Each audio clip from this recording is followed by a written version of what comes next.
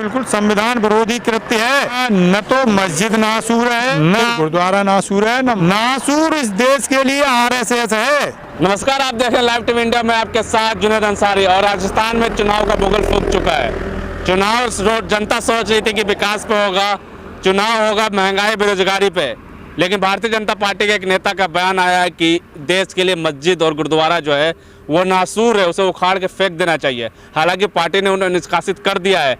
और एक सबसे बड़ी बात यह है कि उस मंच से बयान आया जहां पे उत्तर प्रदेश के मुख्यमंत्री योगी आदित्यनाथ भी मौजूद थे। एक बवाल है और सिख समुदाय आज सड़कों पे है। तो सुमति यादव हमारे साथ, इनसे बातचीत करेंगे। बता दिया गया कि मस्जिद और गुरुद्वारा नासूर है, उखाड़ के फेंक देना चाहिए भारत से।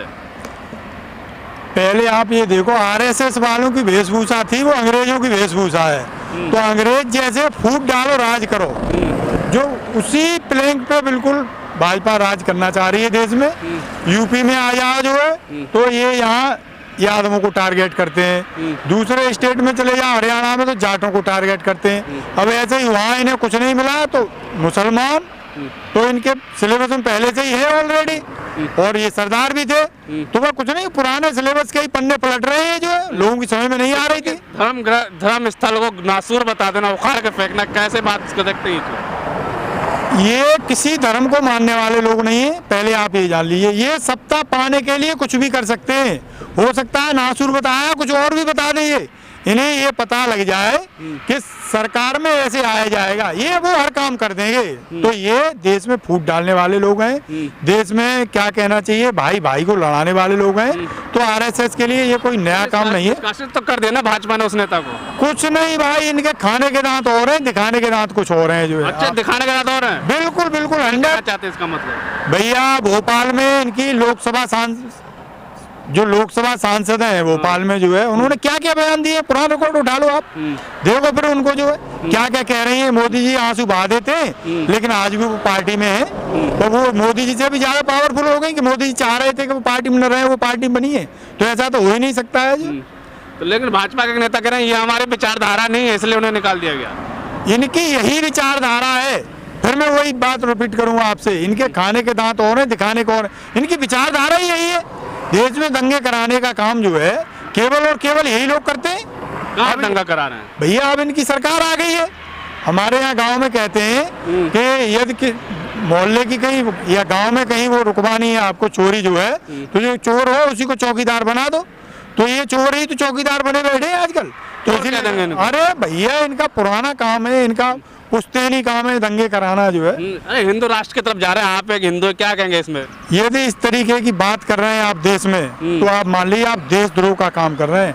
हमारा संविधान किसी एक धर्म को जो है इतना प्रोत्साहित नहीं करता कि आप कहने लगो कि ये जो है, मैं तो नहीं कहूँगा वो शब्द जो आप बोल रहे हो उसको, लेकिन आप मान लीजिए ये जो आप कह रहे हो कि ये विरोधी है, ये बिल्कुल संविधान विरोधी है। ये संविधान की मूल भावना से खिलवाड़ है। सिख समुदाय जो है सड़कों पे है, कह रहा है कि इंसाफ चाहिए, तो इंसाफ दे दो दिया, निष्कासित कर दिया उनको। ये कोई इंसाफ नहीं होता। हम तो ये जब माने कि इनके जो जहर फैलाने, सबसे ज्यादा जहर फैला रहे हैं उत्तर प्रदेश के मुख्यमंत्री। ये थोड़ी सी भी जलालत बची हो इनमें, मोदी जी में थोड़ी सी भी आंखों में पानी बचाओ, थोड़ी सी शर्म हो, तो सबसे पहले तो इनको वहीं मठ में भेज दें जहाँ से ये आए। ये तो भाईचारा बना रही है, इन्होंने क्या कर दिया? आप ये जान लो ना, ये बयान दिया गया है, किसकी उपस्थिति में दिया गया है? एक संविधान पद पे बैठा हुआ आदमी, उसके सामने ये बयान दिया जा रहा है। इसका मतलब वो भी उसको प्रमोट कर रहा है। ऐसा कोई आके बोल देगा तो उनकी गलती थोड़ी है मुख्यमंत्री जी। भैया मेरे साथ वो सड़क चलते आदमी है, जो कोई आके फोटो खिंचवा लिया, वो पहले से प्रोटोकॉल में डिसाइड होता है मंच पे कौन बैठेगा, कौन भाषण देगा, क्या हुआ। तो ये एक प्री प्लानिंग से किया होगा इन्होंने, ऐसे नहीं हो गया ये का ट्रेंडम हो गया। गांव में कोई भैंस चुरा ले जाता था हमारी, तो चोर क्या करते थे कि एक आदमी गांव के आदमियों में घुसा दिया, वो पता नहीं वो चिल्ला रहा है चोर चोर चोर, तो वो ऐसे ही ये करते हैं। ये देश की जनता का जो है ध्यान, 1 लाख नौकरी दी है अभी एक दिन में। कितने दिन में? एक दिन में बिहार सरकार ने 1 लाख नौकरी दी है। कहीं वो राजस्थान वाले, मध्य प्रदेश वाले युवा ये न कहने लगे कि भैया वहाँ की सरकार ये कर रही, तुम भी ये करो। तो ये ध्यान भटकाने की राजनीति कर रहे हैं, और इससे इतर कुछ नहीं है इनके चुनाव प्रचार। शेष बार भी चुनाव के हिंदू मुस्लिम और अब सिख समुदाय पे लड़ा जाएगा राजस्थान में। आप ये मान लो जिस मुद्दे से इन्हें फायदा होता दिखाई देगा। थोड़े दिन पहले की बात है, खालिस्तानी पाकिस्तानी जो किसान आके बैठ गए थे गाजीपुर बॉर्डर पे, तो किस किस तमगे से उन्हें नमाज दिया था।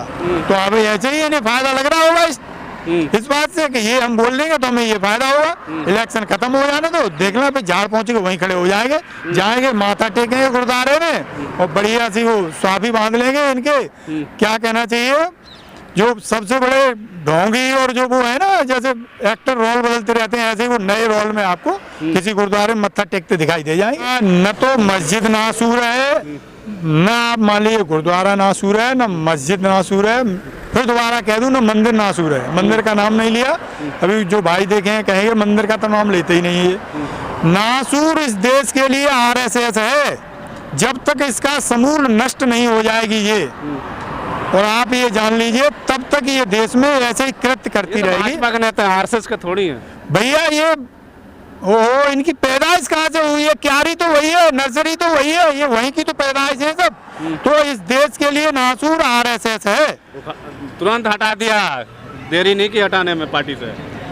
भैया पार्टी से हटा दिया केवल दिखाने के लिए, केवल दिखाने के लिए जो है। यदि ये पार्टी से ही हटा, उन्होंने अपना काम तो कर लिया। उन्होंने एक वर्ग को ये दिखाना था कि देखो हम भाई इनको आज भी खालिस्तानी मानते हैं, तो वो अपनी बात कह दी उन्होंने। जिस तरीके से चुनाव प्रचार के दौरान अलवर में ये जो घटना हुई, हालांकि पार्टी से निष्कासित कर दिया, वहाँ के नेता ये भी कह रहे कि हमारी विचारधारा नहीं है और इसलिए हम इसका सपोर्ट नहीं करते। लेकिन क्या सवाल वही उठता है कि क्या चुनाव से पहले इस तरीके से बयानबाजी जो आती है, हिंदू मुस्लिम सिख समुदाय को भी अब घेर लिया गया है। हालांकि सड़कों पर सिख समुदाय इंसाफ मांग रहा है। आपको याद होगा कुछ महीने पहले नुपुर शर्मा ने भी कुछ बोला था, उसके लिए भी काफ़ी कुछ हुआ, उसको भी निष्कासित कर दिया गया। लेकिन क्या कार्रवाई, पार्टी बड़े नेता इस पर कार्रवाई करेंगे नहीं करेंगे, ये तो आने वाला वक्त ही बताएगा। और आप इस पर क्या सोचते हैं हमें जरूर बताएं। तब तक के लिए धन्यवाद।